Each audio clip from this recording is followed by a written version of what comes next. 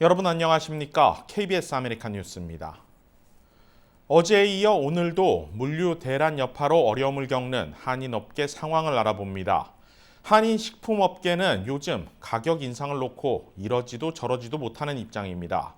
치솟는 물류비를 감내하기 위해 소비자들에게 무조건적인 부담을 주기가 어렵기 때문인데요. 고심하고 있는 식품업계의 현 상황, 이유수 기자가 취재했습니다. 컨테이너 하역에 투입된 지게차들이 분주히 움직입니다. 대부분 가볍고 부피가 큰 한국산 과자류입니다. 하지만 판매 단가가 낮아 자칫 높아진 물류비조차 감당하기 어려운 경우도 있습니다. 한국 식품들 역시 이런 40피트 컨테이너에 담겨 배를 통해 이곳 LA에 도착하게 됩니다. 물류비는 팬데믹 이전 대비 4배 이상이 올랐습니다. 물류 대란의 주된 원인은 팬데믹 사태 여파에 따른 것으로 풀이됩니다. 지난해 상반기 시작된 물류 대란은 안정화될 기미조차 보이지 않고 있습니다. 수에즈 운하 선박 사고, 또 작년 5월에 대미 수출의 25%를 차지하는 중국 연태낭, 거기에서 그 코로나 감염 문제 때문에 선적 활동 제한, 이런 것 때문에 운임이 급격하게 오르기 시작했어요. 필요시 신속한 유통이 필요한 식품업계는 재고 확보가 우선입니다.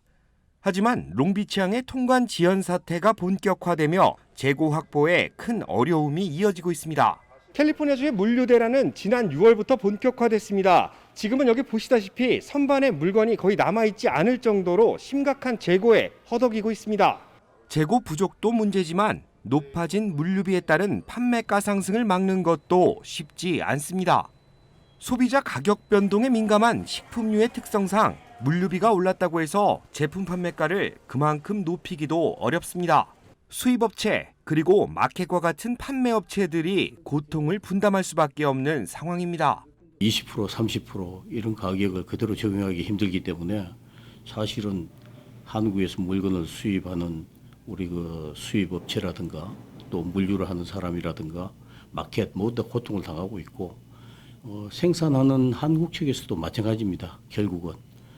한인들의 식탁과 가장 가까운 식품업계 역시 물류 대란으로 큰 고통을 겪고 있습니다. 조만간 사태가 안정세로 접어들면 다행이지만 장기화될 경우 결국 가격 인상은 불가피해질 것으로 보입니다. KBS 뉴스 이우수입니다. 제롬 파월 연방준비제도 의장이 미국의 물가 상승이 향후 수개월 동안 계속 이어질 가능성이 높다고 밝혔습니다. 상승세가 당초 예측했던 것보다 더 크고 지속적이라는 것을 인정한 것으로 풀이되는데 그럼에도 향후에는 안정을 되찾을 것이란 전망은 그대로 유지했습니다. 파월 의장은 오늘 연준의 상반기 통화정책 보고서 제출을 위한 하원 금융서비스위원회 청문회에서 인플레이션이 눈에 띄게 늘어났다는 점을 인정했습니다. 그러면서 이 같은 상승세가 향후 수개월 동안 유지될 것이라고 덧붙였습니다. Inflation has increased notably and will likely remain elevated in coming months before moderating. 파월 의장은 그러나 현재의 통화 정책과 저금리 기조를 조기에 걷어들이지는 않을 것이라는 점 역시 분명히 했습니다. 물가 상승이 지속된다 해도 여전히 일시적이고 향후에는 진정될 것이라는 게 이유입니다. We continue to expect that it will be appropriate to maintain the current target range for the federal funds rate until labor market conditions have reached levels consistent with the committee's assessment of maximum employment, and inflation has risen to 2% and is on track to moderately exceed 2% for some time. 파월 의장은 인플레이션이 너무 많이 오르면 연준은 전면적으로 정책을 변경할 것이라면서 자산 매입 축소와 금리 인상, 즉 테이퍼링을 시행하기 전까지 시장에 충분한 신호를 줄 것이라는 점도 시사했습니다. 파월 의장의 이번 발언은 앞서 어제 연방노동부가 발표한 소비자 물가지수가 13년 만에 최대치를 기록했다고 발표한 지 하루 만에 나왔습니다. 물가 인상에 대한 우려와 이를 불식시키는 파월 의장 발언에 대한 기대치가 엇갈리면서 오늘 뉴욕 증시는 혼조세를 보였습니다. 어제 뉴스에서 LA 시장 사임이 한인타운이 포함된 10지구에까지 미칠 수 있는 영향에 대해 보도해드렸는데요. 오늘은 구체적인 선거 투표율과 득표율을 토대로 한인 유권자들의 투표 영향력과 한인 시의원 탄생 가능성이 얼마나 되는지 좀 더 상세하게 전해드립니다. 김경일 기자가 취재했습니다. 지난 2013년 LA시장 본선 투표율은 18.53%, 240만여 명의 유권자 중 200만여 명이 투표하지 않았습니다. 당시 에릭 가세티 후보 득표율은 총 득표수 22만여 표, 득표율은 54.23%로 당선됐습니다. 2위 웬디 그로엘 후보는 18만 7천여 표로 45.76%의 득표율을 보이며 낙선했습니다. 보궐선거 투표율은 이보다 더 낮습니다. 2014년 LA 교육구 보궐선거 투표율은 9.5%에 불과합니다. 34만여 명의 유권자 중 3만여 명이 투표에 참여했습니다. 이번 LA시장 선거도 자녀 임기를 포함한 보궐선거로 치러질 경우 투표율은 낮을 것으로 예상됩니다. 한인들이 대거 보궐선거 투표에 참여하면 한인 사회의 캐스팅 보트 역할은 상대적으로 커질 수 있습니다. 보궐선거로 이러한 선거가 이루어지기 때문에 우리의 유권자 숫자 그리고 후원 여러 가지 방면에서 한인 커뮤니티가 임팩트를 줄 수가 있습니다. 한인타운을 관할하는 LA 10지구 마크 리들리 토마스 시의원은 유력한 LA 시장 후보 가운데 한 명입니다. 만약 보궐선거에서 시장에 당선될 경우 10지구는 다시 시의원을 선출합니다. 역시 보궐선거로 이어질 가능성이 높습니다. 지난해 10지구 LA시원 본선거 당시 마크 리들리 토마스 후보는 4만여 표, 한인 후보였던 그레이스 유 후보는 2만 6천여 표를 받았습니다. 득표율로 비교하면 약 6대4의 비율을 보였습니다. 보궐선거로 시행될 경우 투표율이 내려갈 수 있고 한인 유권자들의 투표율이 올라간다면 한인들의 힘으로 시의원을 탄생시킬 수 있는 가능성은 상대적으로 더욱 커질 전망입니다. 상황이 이렇다 보니 10지구 시의원 자리가 공석이 될 경우 여러 한인 후보들이 출마를 저울질하고 있는 것으로 분석됩니다. 이제 여러 변수도 있고 기존에 나왔던 후보들뿐만 아니라 2세, 3세 후보들도 지금 고려하고 있는 걸로 알고 있고요. 여러 한인 후보가 10지구에 출마하면 향후 단일화 논의도 필요할 수 있지만 선거에 대한 한인 사회의 관심이 높아져 투표 참여로 이어지는 시너지 효과는 더욱 커질 수 있다는 전망도 나오고 있습니다. KBS 뉴스 김경일입니다. 한편 친노숙자 정책을 펼쳐온 LA 시의원들의 거취에도 큰 변화가 예상되고 있습니다. 급진 성향의 시의원들을 상대로 소환 운동이 벌어지는 가운데 해당 청원이 LA시로부터 공식 승인을 받았습니다. 시 선거를 관할하는 LA시 서기실은 오늘 11지구를 관할하는 마이크 본인 LA 시의원에 대한 소환 청원서를 승인했다고 밝혔습니다. 지난 금요일 4지구를 관할하는 니티아 라먼 시의원에 이어 두 번째인데 앞으로 진행되는 청원 운동에 따라 두 시의원은 임기 도중 주민들에게 퇴출 여부를 묻는 소환 선거에 회부될 수 있습니다. 현재 이들 시의원의 퇴출을 촉구하는 웹사이트도 개설된 상태입니다. 소환 선거를 주도하는 캠페인 측은 본인과 라먼 두 시의원이 과도한 친노숙자 정책을 주도하면서 지역 사회의 치안과 안전을 위협하고 있다고 주장하고 있습니다. 소환 선거가 실시되려면 앞으로 120일 이내 각 지역군의 주민 15% 이상이 소환에 찬성하는 유효 서명이 모아져야 합니다. 만약 두 시의원에 대한 소환 선거가 확정되면 자녀 임기를 대체할 후보들의 움직임도 본격화될 것으로 보입니다. 한편 니티아 라먼 시의원은 지난해 11월 선거에서 현직 시의원이었던 한인 데이빈 류 시의원의 재선을 저지하고 LA 시의원에 당선된 바 있습니다. 캘리포니아의 새 회계연도 예산이 게빈 뉴섬 주지사의 서명으로 발효됐습니다. 이 중 절반에 가까운 1,000억 달러는 경기 부양에 사용되며 주로 중산층과 스몰 비즈니스를 대상으로 사용될 예정입니다. 박시몬 기자가 보도합니다.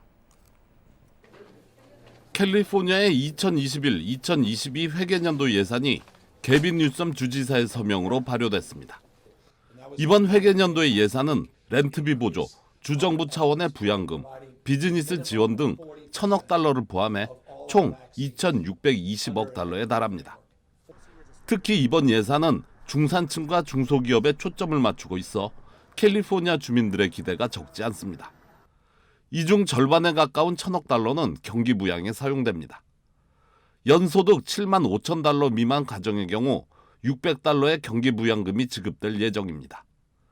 이는 캘리포니아 주민 3명당 2명이 자격에 해당되며 18세 미만의 자녀가 있을 경우 500달러를 더해 1,100달러가 됩니다.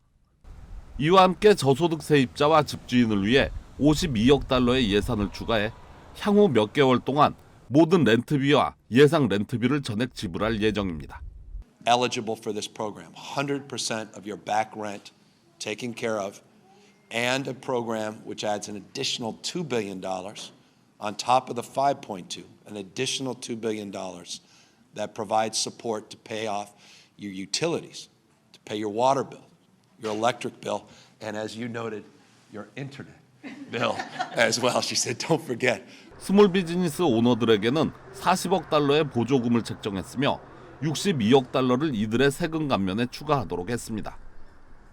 이외에도 스몰 비즈니스 오너들에게 매달 $10,000씩 제공하는 드림펀드에 3,500만 달러를 책정했으며 투자나 일자리 창출을 위해 1억 2천만 달러의 예산을 확보했습니다. 이외에도 유니버설 학교 급식 프로그램을 통해 향후 2년간 7억 달러를 들여 학생들의 아침과 점심을 무료로 제공하게 됩니다.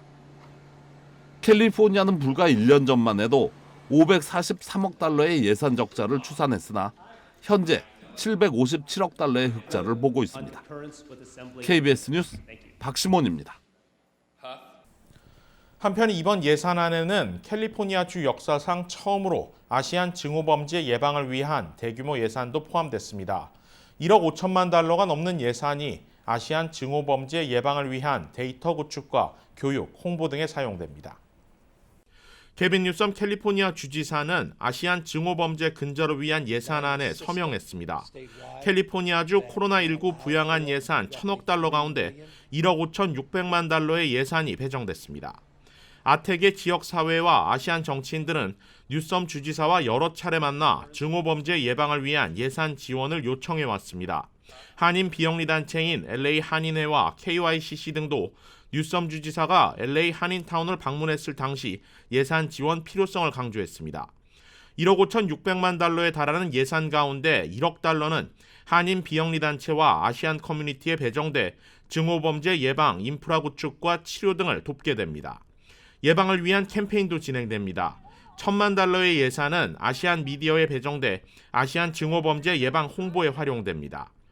또 2천만 달러의 예산은 증오범죄 발생 시 신고와 대처 방법, 피해자 지원 방안, 증오범죄 근절을 위한 청소년 교육 프로그램 등에 사용됩니다. 이 밖의 예산은 증오범죄 추적과 데이터 구축을 위해 사용됩니다. 코로나19 사태에 따른 인력 부족으로 뉴욕시 지하철 운행 중단 건수가 급증하고 있어 승객 불만이 고조되고 있습니다. 제휴사 뉴욕 KBTV의 보도입니다.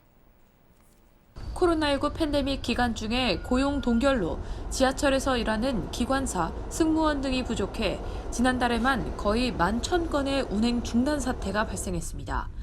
메트로폴리탄 교통공사 MTA는 지난해 지하철 이용객이 90% 이상 줄어들어 재정적 위기에 직면하자 직원 채용을 동결하는 등 인력 감축 조치를 취했습니다. 이와 함께 코로나19 감염으로 인해 168명의 직원이 사망한 데다 많은 직원들이 바이러스 감염을 우려해 퇴직하는 바람에 인력이 대폭 줄었습니다. MTA에 따르면 지난 6월에는 승무원 부족 때문에 1,829차례나 열차 운행이 취소됐습니다. 이는 2019년 6월에 748건에 비해 30% 이상 증가한 수치입니다. MTA는 지난 2월 연방정부의 팬데믹 지원금 145억 달러를 받아 재정을 안정시키고 새 직원을 채용하고 있습니다. 그러나 기관사 등을 새로 채용하고 훈련을 시켜 현장에 투입하기까지는 최소 9개월이 걸리기 때문에 지하철 운행 중단 사태는 당분간 계속될 전망입니다. KBTV 뉴스 김은지입니다. KBS 아메리칸 뉴스는 시청자들의 의견을 소중히 생각합니다. KBS 아메리칸 뉴스 마칩니다. 고맙습니다.